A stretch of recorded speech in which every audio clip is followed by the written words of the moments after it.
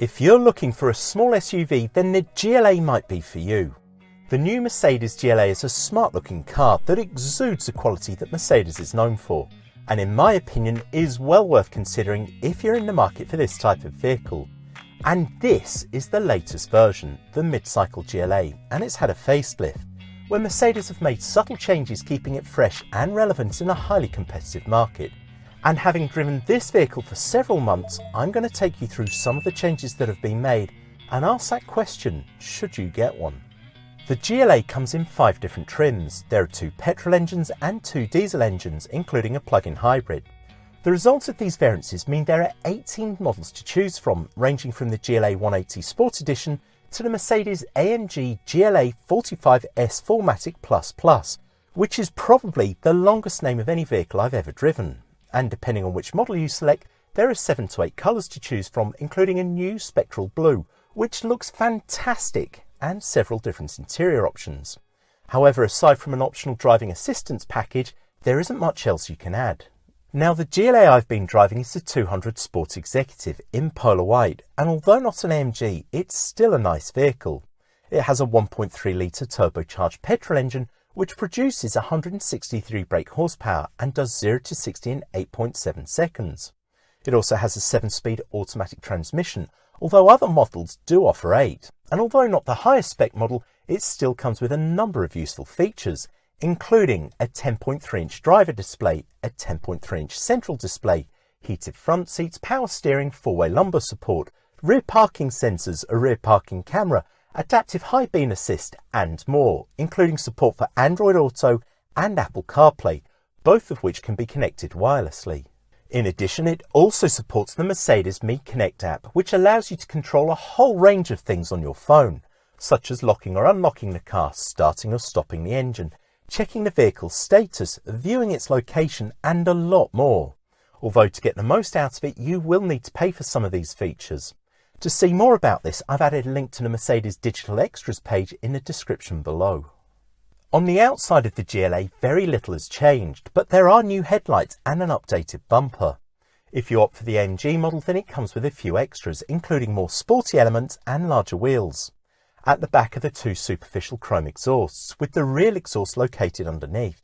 And if you previously owned the GLA during a chip shortage, you'll be pleased to hear the automatic tailgate has returned. However, it's on the inside at the front of the vehicle where most of the changes can be found. There are new touch buttons on the steering wheel, replacing what were previously physical buttons. These touch buttons allow you to adjust things such as cruise control by swiping your thumb up and down. The touchpad that was located in the centre of the console, used to control the MBUX, which is the infotainment system, has now been moved to the steering wheel, making it much easier to reach and therefore use. And replacing the touchpad is a small storage area for items such as keys or coins. At the bottom of the front centre console is another small storage area with a USB-C port, with some models also offering wireless charging, and you'll find 2 more USB-C ports under the armrest. As for the front seats, well, they're very comfortable, thanks in part to the 4-way lumbar support they provide, and I've comfortably been on several long journeys in this vehicle. The infotainment system now has 2 10.3-inch displays that sit next to each other.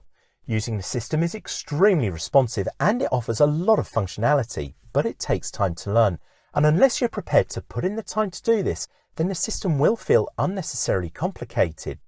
I'm also not a fan of the Mercedes voice assistant, which doesn't work particularly well compared to Google Voice Assistant that I've used in other vehicles. However, the fact that you can use Android Auto or Apple CarPlay wirelessly is a bonus. In the back of the GLA are 2 more USB-C ports, and if you have a young family, ISOFIX attachment points. Now, I'm almost 6 foot tall, but there is enough legroom and headroom to sit here very comfortably, but I wouldn't want to travel too far with more than 2 adults in the back. The size in the boot will vary between models, with the 200 Sport Executive offering 420 litres. But if you opt for the plug-in hybrid, you will lose some of this space to accommodate the battery. However, as this is the petrol engine, it doesn't have this problem, and if you do need more space, you can lower the seats. The interior of the GLA exudes the high quality that Mercedes is known for, and whilst there may be nothing groundbreaking here, it stands out from some of its competition. So what's it like to drive? Well, it may not have the sportiness of a more powerful AMG, but with a 0 to 60 time of 8.7 seconds, it has enough acceleration for those times when you need it. The steering feels light and intuitive, it holds the road well, and with its raised driving position giving a clear view out the front, it makes driving the GLA very easy. However, it's not the most exciting to drive, but it is, well, relaxing. And when it comes to fuel consumption, I'm getting around 37 miles to the gallon, and that's with a lot of urban driving. So what are my thoughts about the GLA? Well, it has the high quality that Mercedes is known for. It's comfortable to ride in and is very easy to drive. The fuel consumption, although not excellent, is better than some of its rivals. The MBUX or Infotainment system has a lot of features and is notably quicker than before. And being able to control the system from the steering wheel makes using it that much easier. However, the GLA is smaller than some of its rivals, which may be a plus for some of you. The MBUX is good but takes time to master, and for me anyway, has felt unnecessarily complicated. The Mercedes voice assistant is frustrating but should improve in the near future. To get the most out of the Mercedes Me Connect app, you will need to pay for it. And whilst comfortable and easy to drive, the GLA is not for the thrill seeker. In summary, the GLA is a well-made, solid vehicle designed for individuals, couples or a small family who are looking to travel in style and comfort. It's easy to drive, has a clear view out the front and a quality interior. So if you're looking for a small SUV, then the GLA is certainly worth considering. Alternatively, if you do need something bigger, then you may want to consider the GLB, which is similar to the GLA but has a larger boot and more seats. Or if you're still not sure about the GLA, then check out my review for the Volvo XC40 for 2025 in the description below. And that's it, the Mercedes GLA for 2025. Thank you for watching. If you enjoyed this video, please help support the channel by subscribing below and hit the like button. And I'll see you in the next video. Thank you.